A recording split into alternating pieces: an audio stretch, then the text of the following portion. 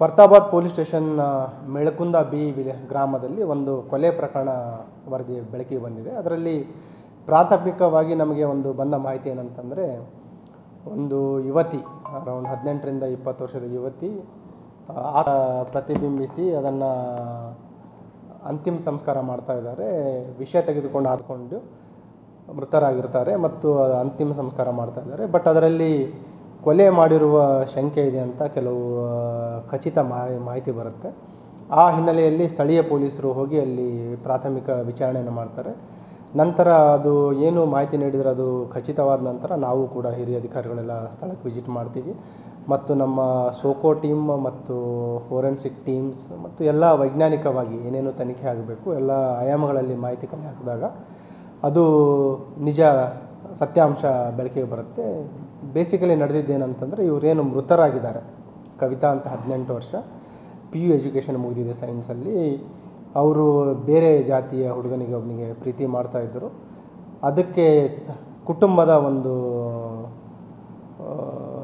ಏನಂತಾರೆ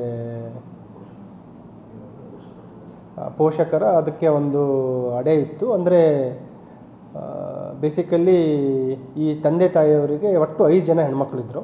ಅದರಲ್ಲಿ 2 ಜನ ಹುಡುಗಿಯರ ಮದುವೆ ಆಗಿತ್ತು, ಇನ್ನೂ 3 ಜನರ ಹುಡುಗಿಯರ ಮದುವೆ ಆಗೋದು ಬಾಕಿ ಇದೆ. ಈ ರೀತಿ ಅನ್ಯ ಜಾತಿಯ ಹುಡುಗನಿಗೆ ಮದುವೆ ಆದರೆ ಊರಲ್ಲಿ ಗ್ರಾಮಸ್ಥರು ಏನಂತಾರೆ ಮತ್ತು ಒಂದು ಲವ್ ಮ್ಯಾರೇಜ್ ಬಗ್ಗೆನೇ ಒಂದು ಥರ ಕೆಟ್ಟದಾಗಿ ಊರಲ್ಲಿ ಮಾತಾಡ್ತಾರೆ. ಎರಡನೇದು, ಈ ಉಳಿದ ಹುಡುಗಿಯರ ಮದುವೆಗೂ ಕೂಡ ಇದು ಅಡಚಣೆ ಆಗ್ಬೋದು ಅಂತ ಹೇಳಿ ಸುಮಾರು ಇದಕ್ಕೆ ಅವರು ತಿಳುವಳಿಕೆ ಹೇಳಲಿಕ್ಕೆ ಟ್ರೈ ಮಾಡ್ತಾರೆ. ಸಂಬಂಧಿಕರಿಂದ ತಿಳಿಸ್ಲಿಕ್ಕೆ ಟ್ರೈ ಮಾಡಿದ್ದಾರೆ ಮತ್ತು ಇದನ್ನೆಲ್ಲ ಬಿಟ್ಟು ಓದಿನ ಕಡೆ ಹೆಚ್ಚು ಗಮನ ಕೊಡುವಂತೆಲ್ಲನೂ ಕೂಡ ಹೇಳಿದ್ದಾರೆ. ಆದರೂ ಅವರು ಹುಡುಗಿ ಒಪ್ಪದಿದ್ದರಿಂದ ಏನು ಘಟನೆ ಆಯಿತು ಅಂದರೆ, ಮೊನ್ನೆ ದಿನ ಏನು ಕ್ರಿಮೇಷನ್ ಮಾಡಿದ್ರು ಅದರ ಹಿಂದಿನ ರಾತ್ರಿ ಸುಮಾರು 12 ಗಂಟೆಗೆ ಇವರ ಹುಡುಗಿಯ ತಂದೆ ಶಂಕರ್ ಅಂತ ಮತ್ತು ಅವರ ಜೊತೆ 2 ಸಂಬಂಧಿಕರಿದ್ದಾರೆ. ಒಬ್ಬನು ತಮ್ಮನ ಮಗ ಇದ್ದಾನೆ ಮತ್ತು ಇನ್ನೊಬ್ಬನು ಬ್ರದರ್. ಹೀಗೆ ಒಟ್ಟು 3 ಜನ ಸೇರಿಕೊಂಡು ಅವಳಿಗೆ ಕತ್ತುಚಿಕ್ಕಿ ಸಾಯಿಸಿರ್ತಾರೆ. ಮತ್ತು ಮೃತಳಾದ ನಂತರ ಅಲ್ಲೇನು ಒಂದು ಪೆಸ್ಟಿಸೈಡ್ ಇತ್ತು, ಆ ಪೆಸ್ಟಿಸೈಡ್ ಬಾಟಲ್ನಿಂದ ತೆಗೆದು ಅವಳ ಬಾಯಿಯಲ್ಲಿ ಕೂಡ ಪೆಸ್ಟಿಸೈಡನ್ನು ಹಾಕಿ ಅದ ರೀತಿ ಅದನ್ನು ಬಿಂಬಿಸಿ ಗ್ರಾಮಸ್ಥರಿಗೆಲ್ಲ ನಂಬಿಸ್ತಾರೆ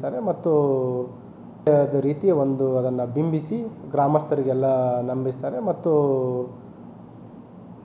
ಹೇಳಿ ಅವರ ಅಂತಿಮ ಸಂಸ್ಕಾರ ನಡೆಸ್ತಾ ಇರ್ತಾರೆ. ಈ ನಮ್ಮದು ಚೈನ್ ಆಫ್ ಈವೆಂಟ್ಸು, ಅವ್ರದ್ದು ಮೂಮೆಂಟ್ಸ್ ಮತ್ತು ಆತುರದಲ್ಲಿ ಏನಿದು ಶವ ಸಂಸ್ಕಾರ ಮಾಡಿದ್ರೆ ಇವೆಲ್ಲವನ್ನು ಗಮನದಲ್ಲಿಟ್ಟುಕೊಂಡು ಮಾಹಿತಿ ಕಲೆ ಹಾಕಿದಾಗ ಈ ಎಲ್ಲ ಸತ್ಯಾಂಶ ಬೆಳಕಿಗೆ ಬರುತ್ತೆ. ಆ ಹಿನ್ನೆಲೆಯಲ್ಲಿ ನಾವು ಸುಮೋಟೋ ಅವ್ರ ಮೇಲೆ ಕೊಲೆ ಮತ್ತು ಸಾಕ್ಷ್ಯನಾಶ ಅದರಲ್ಲಿ ಪ್ರಕರಣವನ್ನು ದಾಖಲು ಮಾಡಿಕೊಂಡಿದ್ದೀವಿ.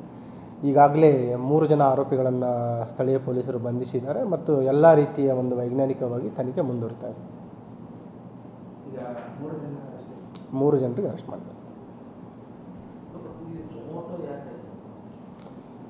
ಸುಮೋಟೋ ತೊಗೊಳ್ಳಿಕ್ಕೆ ರೀಸನ್ ಏನಂತಂದರೆ, ಅಲ್ಲಿ ಪ್ರತ್ಯಕ್ಷ ಸಾಕ್ಷಿಗಳು ಯಾರೂ ಇರಲಿಲ್ಲ ಘಟನೆಗೆ ಮತ್ತು ಕುಟುಂಬದವ್ರದ್ದು ತೆಗೆದುಕೊಂಡ್ರೆ ನಂತರ ಹೋಸ್ಟೈಲ್ ಆಗ್ಬೋದು ಮತ್ತು ತನಿಖೆ ಏನು ಗುಣಮಟ್ಟ ಇದೆ, ವಿಚಾರಣೆ ಏನಿದೆ ಅದಕ್ಕೆ ಅಡೆತಡೆ ಆಗ್ಬೋದು ಅಂತ ನಮ್ಮ ಸ್ಥಳೀಯ ಪೊಲೀಸರು ಯಾರು ಒಬ್ಬರು ASIಗೆ ಮಾಹಿತಿ ಬಂದಿರುತ್ತೆ, ಅವ್ರಲಿಂದ ದೂರನ್ನು ತೆಗೆದುಕೊಂಡು ಸ್ವಯಂ ಪ್ರೇರಿತ ದೂರು ದಾಖಲಾಗಿದೆ.